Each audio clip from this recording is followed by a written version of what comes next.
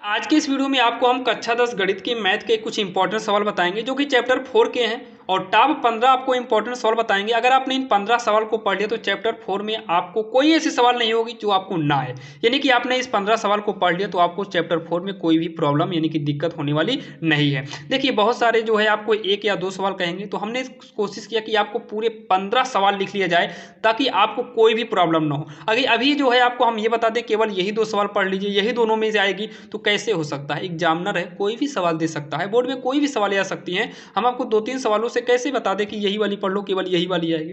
लेकिन हाँ, अगर आपने 15 सवाल को पढ़ लिया तो इन 15 में से कोई ना कोई तो सवाल आना फिक्स है।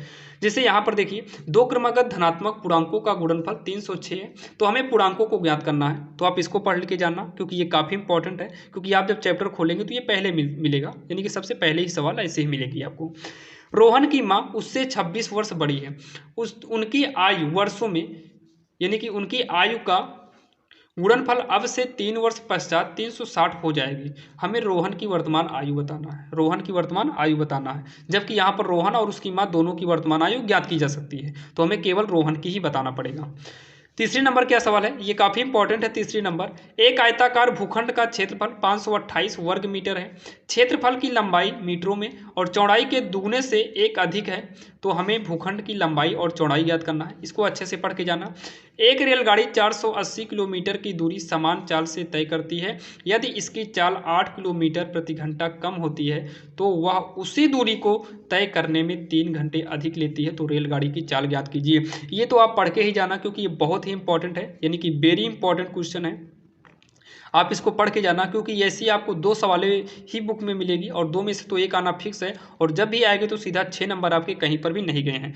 और यहाँ पर देखिए हमने 4 समीकरण को लिया है जो कि गुणनखंड विधि से हल करना है। तो 1 2 3 4 ये चारों समीकरण को भी समीकरण को सॉल्व करना कर लीजिएगा, क्योंकि गुणनखंड विधि से ही सॉल्व करना, ताकि आपको कोई भी प्रॉब्लम ना हो। बोर्ड एग्जाम में आएगा तो यहाँ पर लिख कर आएगा कि गुणनखंड विधि से हल कीजिए। और यहाँ पर देखिए 9 10 और 11 ये तीनों सवाल भी काफ़ी इंपॉर्टेंट है बोर्ड एग्जाम के लिए, पढ़ लेना, क्योंकि ये भी सवाल आने के चांसेस 100% हैं इस बार। ऐसी दो संख्याएं ज्ञात कीजिए जिनका योग 27 और गुणनफल कितना है 182 है। दो क्रमागत धनात्मक पूर्णांक ज्ञात कीजिए जिनके वर्गों का योग 365 है। ये भी सवाल पढ़ना, ये भी काफ़ी इंपॉर्टेंट है। एक समकोण त्रिभुज की ऊंचाई इसके आधार से 7 सेमी कम है, यदि कर्ण 13 सेमी का हो तो अन्य दो भुजाएं ज्ञात करना। मतलब कर्ण 13 है तो आपको लंब और आधार बताना है। तो चलिए आगे देखते हैं। अब यहाँ पर देखिए, जब आप बुक उठाएंगे तो यहाँ पर देखिए एक कुटीर उद्योग वाला मिलेगा, जब नग यानी कि बर्तन बनाता है, तो ये वाली सवाल भी काफ़ी इंपॉर्टेंट है, तो हम एक बार पढ़ देते हैं। एक कुटीर उद्योग एक दिन में कुछ बर्तनों का निर्माण करता है। एक विशेष दिन यह देखा गया कि प्रत्येक नग की निर्माण लागत उस दिन के निर्माण किए गए बर्तनों की संख्या के दुगने से 3 अधिक थी। यदि उस दिन की कुल निर्माण लागत 90 रुपये थी तो निर्माण किए गए बर्तनों की संख्या और प्रत्येक नग की लागत ज्ञात कीजिए। काफ़ी इंपॉर्टेंट है। मूलों के लक्षण बताना है। 2 समीकरण हमने दिया, दोनों समीकरण से मूलों के लक्षण बताना, आप लोग इसको भी सॉल्व कर लेना, क्योंकि ये भी इंपॉर्टेंट है। और यहाँ पर 14 और 15 सेम सवाल एक तरीके से है, मूल बराबर हो तो हमें के का मान निकालना, इसको भी पढ़ के जाना। अब यहाँ पर 2 सवाल देखिए, क्या एक ऐसी आम की बगिया बनाना संभव है जिनकी लंबाई चौड़ाई से दुगनी है और उसका क्षेत्रफल 800 मीटर स्क्वायर है?